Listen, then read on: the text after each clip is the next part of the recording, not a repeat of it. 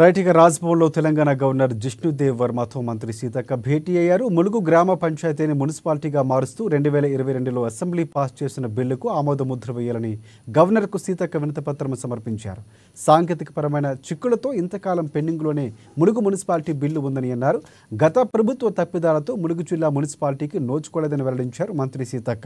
ఇక తెలంగాణ మున్సిపల్ చట్ట సవరణ బిల్లులోనే ములుగు మున్సిపాలిటీ అంశాన్ని గత ప్రభుత్వం చేర్చిందని చెప్పారు. అదే బిల్లులో జిహెచ్ఎంసీ చట్టానికి గత ప్రభుత్వం సవరణలు ప్రతిపాదించిందన్నారు.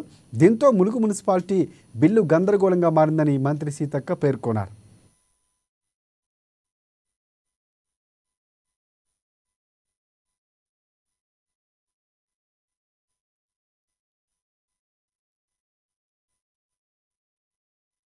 మా ములుగును మున్సిపాలిటీగా చేస్తూ ఒక బిల్ పెట్టడం జరిగింది. ఆ బిల్లు చాలా రోజులు 2022లో బిల్లు పెడితే మరి ఆ బిల్లు గవర్నర్ దగ్గరే పెండింగ్ ఉండడం జరిగింది. మేము తెలుసుకుంటే ఆ గవర్నర్ గారి కాడ నుంచి మళ్ళీ రాష్ట్రపతికి వరకు వెళ్ళడం జరిగిందని. కాబట్టి మా ములుగును మున్సిపాలిటీ చేస్తూ పంపినటువంటి ఆ బిల్లుకు తొందరగా మరి ఆమోదం తెలిపి ఇవ్వాలని వారిని కోరడం జరిగింది. ఆ బిల్లుతో పాటు ఇంకా 4-5 బిల్లులు గత గవర్నమెంట్ పంపడం తోటి మా ములుగు మున్సిపాలిటీ బిల్లు కూడా పెండింగ్ లోనే ఉంది. దీన్ని వారి దృష్టికి తీసుకెళ్తే వారు సానుకూలంగా స్పందించి తొందరలోనే వెరిఫై చేసి పరిష్కరిస్తా అని చెప్పడం జరిగింది. అదే విధంగా ఈ మధ్య కాలంలో ఆదిలాబాద్ లో జరిగినటువంటి సంఘటనలు కూడా మరి వారి దృష్టికి కూడా మేము తీసుకెళ్లడం జరిగింది. శాంతియుత వాతావరణాన్ని రావడం కోసం కృషి చేస్తూనే అక్కడటువంటి ఆదివాసీ ప్రజల యొక్క సమస్యలు ఇబ్బందులు కూడా వారు తెలుసుకోవడానికి ఆదిలాబాద్ జిల్లాకు కూడా ఒకసారి పర్యటించడానికి రావడానికి వారు కూడా సిద్ధపడ్డారు. మేము కూడా ఒకసారి వీలైతే గవర్నర్ అంటేనే గిరిజన ప్రాంతాల ప్రత్యేక పాలనా అధికారి, వారికి ఉండేటువంటి హక్కులు 5th షెడ్యూల్. సో వార్తంలో మన ములుగు రావడం జరిగింది. ఈసారి ఆదిలాబాద్ తర్వాత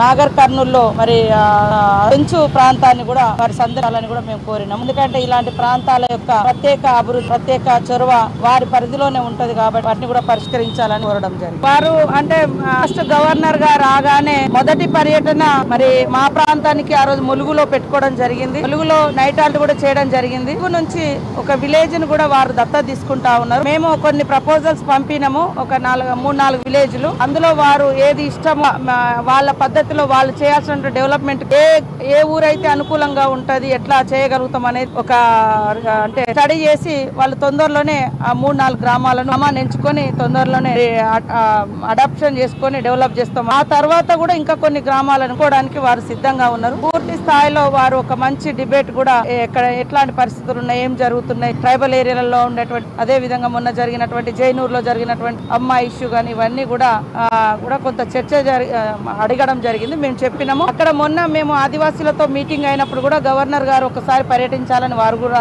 కోరడం జరిగింది. వారి కోరికను కూడా అంటే మనము ఆదిలాబాద్ ఆదివాసీ బిడ్డల యొక్క ఆవేదనను కూడా వారి దృష్టిలో పెట్టి